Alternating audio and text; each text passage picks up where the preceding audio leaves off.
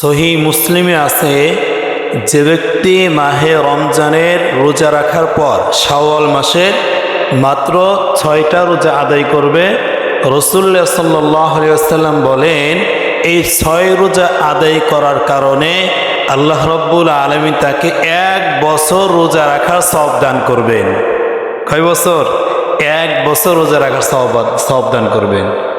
দলিল, রাসূলুল্লাহ সাল্লাল্লাহু আলাইহি ওয়াসাল্লাম বলেন মান সামা রমাদান সুম্মা আতবাআহু সিত্তাম মিন শাওয়াল কানা কাসিয়ামিদ দাহর।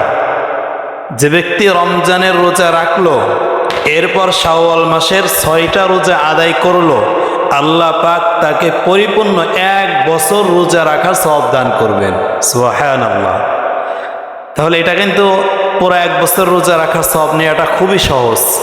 মাত্র 6টা রোজা করব। এই যে আমরা এই ঈদের পরে যে একটা মাস থাকে, এই 1 মাসের ভিতরে আদায় করতে হবে। এই রোজাটা আপনি ইচ্ছা করলে লাগাতার 6টা একসাথে রাখতে পারেন, অথবা আপনি ইচ্ছা করলেও একটা রাখলেন, আবার 2-1টা ভেঙে আবার করলেন, মানে ভেঙে ভেঙে 6টা করতে পারেন। একটা আজকে রাখলেন, আবার কিছুদিন পর আরেকটা রাখলেন। মূল কথা হলো এই 1 মাসের ভিতরে 6টা রোজা হতে হবে। আপনি যেভাবে খুশি সেভাবে রাখতে পারবেন। আর 1 বছর রোজা রাখার যে সব মাত্র 6টা রোজা আদায় করলে, রাসূলুল্লাহ সাল্লাল্লাহু আলাইহি ওয়াসাল্লাম এটাকে এভাবে ব্যাখ্যা দিয়েছেন যে প্রত্যেকটা নেক কাজ করলে কমসে কম আল্লাহ রাব্বুল আলামিন 10 গুণ নেকি বাড়ায় দেন। কয় গুণ? 10 গুণ। সুতরাং মাহে রমজানের 1 মাস আমরা রোজা রেখেছি, এই 1 মাস রোজা রাখার কারণে আল্লাহ রাব্বুল আলামিন 10 মাস রোজা রাখার সওয়াব দান করবেন। আর যে 6টা রোজা আছে ওটা প্রত্যেক রোজায় 10টা করে, সুতরাং 6 × 10 = 60, 2 মাসের রোজা।